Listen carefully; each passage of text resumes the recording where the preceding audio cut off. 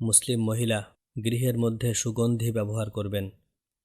পরিষ্কার পরিচ্ছন্নতা, সাজগোজ ও সুগন্ধি ইসলামী জীবন রীতির অবিচ্ছেদ্য অংশ। ইসলাম নির্দেশ দেয় যে নারী পুরুষ উভয়ে বাড়িতে তাদের সাথীদের জন্য সর্বোত্তম সাজগোজ ও সুগন্ধি ব্যবহার করে থাকবেন।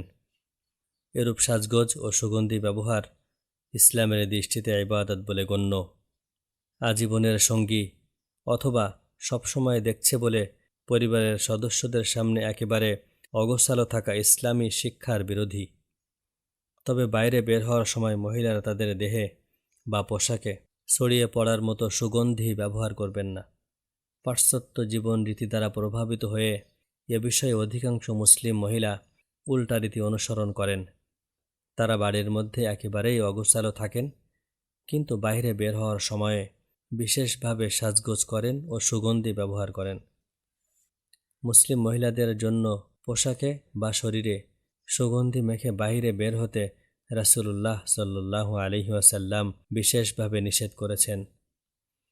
আবু মুসা আশআরী রাদিয়াল্লাহু আনহু বলেন, রাসূলুল্লাহ সাল্লাল্লাহু আলাইহি ওয়াসাল্লাম বলেছেন, যদি কোনো মহিলা সুগন্ধি মেখে মানুষদের মধ্যে প্রবেশ করে যেন মানুষেরা তার সুগন্ধ অনুভব করে, তবে সেই মহিলা ব্যভিচারিণী।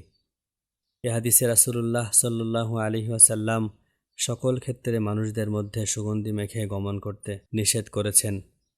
মহিলার জন্য বাজার, বিবাহ অনুষ্ঠান, মসজিদ, ওয়াজ মাহফিল, কর্মস্থল বা যে কোনো স্থানে দেহে অথবা পোশাকে সুগন্ধি ব্যবহার করে গমন করা কঠিনভাবে নিষেধ ও হারাম বলা হয়েছে। হযরত আবু হুরায়রা রাদিয়াল্লাহু আনহু থেকে বর্ণিত হাদিসে বলা হয়েছে, রাসূলুল্লাহ সাল্লাল্লাহু আলাইহি ওয়াসাল্লাম বলেছেন, যদি কোনো নারী সুগন্ধি অথবা ধূনা বা ধূপ ব্যবহার করে তবে যেন সে আমাদের সাথে সালাতুল এশায় উপস্থিত না হয়। রাতের অন্ধকারে এরূপ সুগন্ধি মেখে বহির্গমন অধিক আপত্তিজনক বলেই বস্তুত এখানে সালাতুল এশার কথা বিশেষভাবে উল্লেখ করা হয়েছে। এর অর্থ এই নয় যে অন্যান্য সালাতে সুগন্ধি মেখে উপস্থিত হওয়া যায়, বরং এই নির্দেশ সকল সালাতের জন্য এবং সকল সময়ে বহির্গমনের জন্য। হযরত জাইনাব সাকাফিয়াহ রাদিয়াল্লাহু আনহু বলেন, রাসূলুল্লাহ সাল্লাল্লাহু আলাইহি ওয়াসাল্লাম আমাদেরকে বলেছেন, যখন তোমাদের মধ্যকার কোনো মহিলা মসজিদে উপস্থিত হয় তখন সে যেন সুগন্ধি স্পর্শ না করে।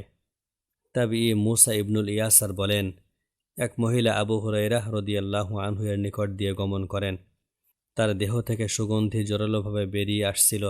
তখন তিনি বলেন, হে আল্লাহর বান্দি, তুমি কি মসজিদে যাচ্ছ? মহিলা বলেন, হ্যাঁ। তুমি কি মসজিদে গমনের জন্য সুগন্ধি মেখেছ? মহিলা বলেন, হ্যাঁ।